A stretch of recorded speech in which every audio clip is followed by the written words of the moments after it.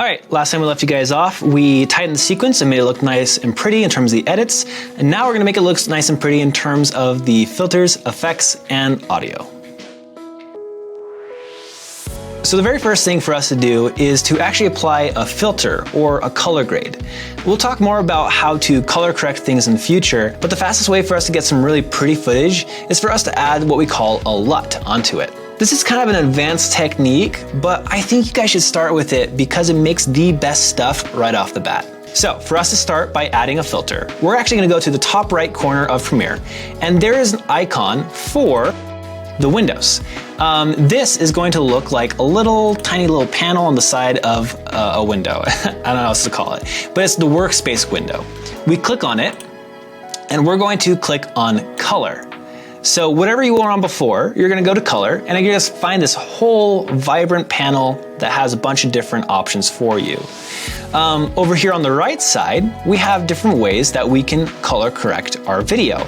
We'll talk about this in the future, but I'm just simply going to click on my video, and I'm going to go to Creative and go to Look. Now this look is essentially something that if I add it to my video, it can give it a whole preset of how it is to look. And I want to add a preset to all of my video clips to kind of make them look somewhat similar. So I'm gonna go off and I'm going to go to the top and say none.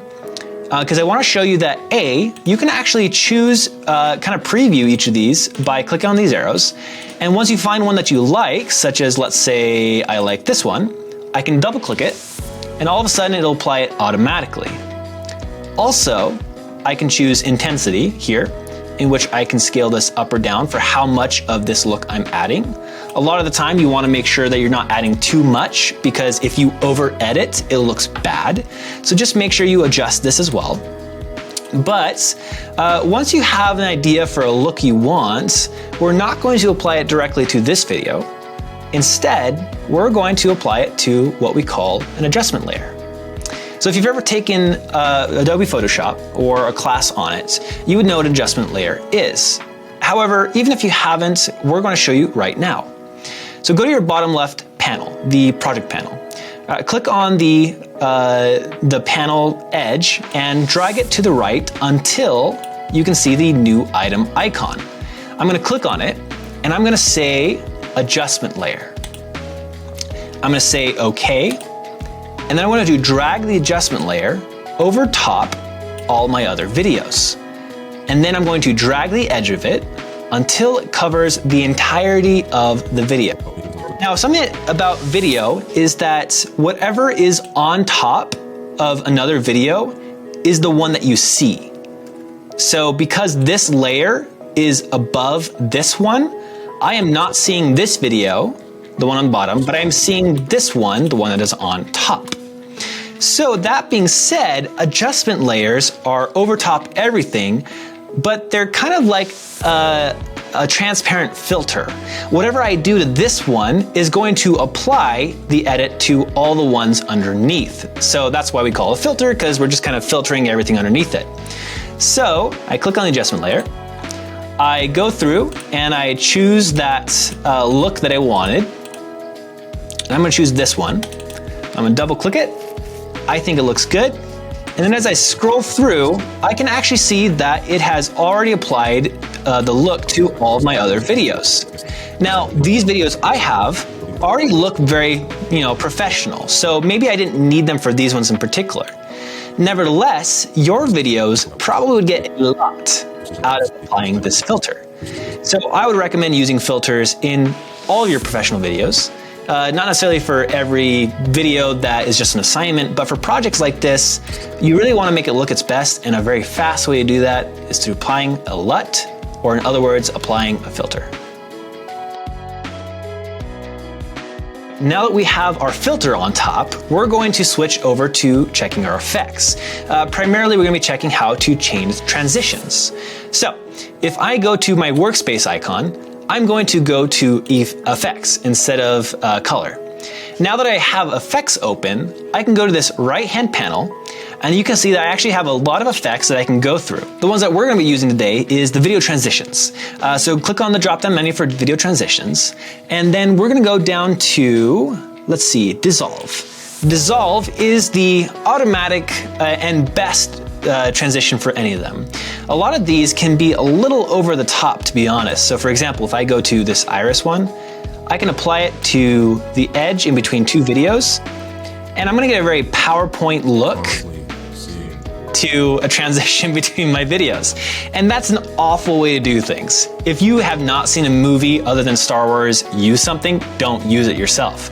Star Wars, because it's very campy, they actually are very intentionally are cheesy. Don't do that because you're trying to be better than that. They can get away with it because they're Star Wars. But for you, cross dissolve and dip to black, those are probably the ones you want to use the most. Cross dissolve, I'll drag and drop it onto the in-between part of two clips. What it does is that it's going to slowly dissolve the clip into the next one, which is just very, very elegant, looks good, and I think you can almost always use it. You can either drag it into the middle or onto the edge of them, or you can make it bigger by dragging the edge of the cross dissolve. So let's actually do that. I'm gonna drag it, and I'm going to drag the edge of the cross dissolve again. And now when we do it, that dissolve is gonna be a very long process. So if I go to my very last video, I could do the same thing. I could bring it on. And if I want my fade out to be very, very long, I could make it as long as the whole clip. What's nice about that still beautiful even in the rest of it. is it just feels very, very cinematic. Yeah, it looks good. Now, the thing about adding cross dissolves is you honestly don't need it 95% of the time. However, for your case, we require you to have a cross dissolve at the very beginning of the video and the very end of the video. Now, the reason I require this is A, it looks better, and B, because you need to have experience for how to do it. So if you didn't have one and it just ended, it would kind of be really harsh. And people don't like that because you had this great cinematic experience and now all of a sudden it's just boom, it's gone. So we actually want to do the same thing with the audio. Audio should fade in and fade out in most cases. In the case of this audio, it fades in kind of on its own, but it does have this really rough stop at the end. And I don't like that. So I'm going to go back to my effects panel. I'm gonna say audio transitions, crossfade, and the one in the blue box is the automatic one, so I'm gonna take that, drag it on top of the edge here, and similar with the video, I can make it longer, and it's just gonna slowly fade out. And it just looks and sounds better. So use it, it's required anyway. Be smart, because it's fantastic. It's a really good thing to go with. If you want a shortcut for these, because they're very, very useful, instead of having to go to the effects panel, you could do this without ever even going there, even in just your normal editing view, and you could just click on the very edge of something, and if you hit Shift D, it automatically applies a dissolve. So if I click on the beginning, Shift D, you can see that it's highlighted in red. Click on it, highlighted in red, Shift D, and it adds a dissolve. So that's our effects. You will use more effects in the future in our next unit, but all you need to know now is applying these fades. But this would be the time and process in which you apply effects. Now, the reason we want to do this at the end is because it's kind of just the cherry on top, and you have to have the base of the videos first anyway. For our very last part of editing the video, we're going to finish with the audio. And the audio is something we'll talk more about in a later day. Know that this is the part of the process in which we would do so. Two things I do want to teach you for now though is how to raise and lower the volume of the audio and how to check the volume of the audio. So if I hit play, you can actually see on the right hand here that the audio is hitting kind of in the top third quarter of this little bar. This is what we call an audio meter.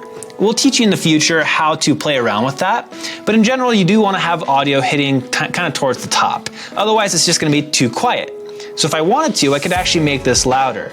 And I do that by clicking on the audio, and I right click it, and I can say audio gain, and I can type a number such as increasing it by 3 and say okay.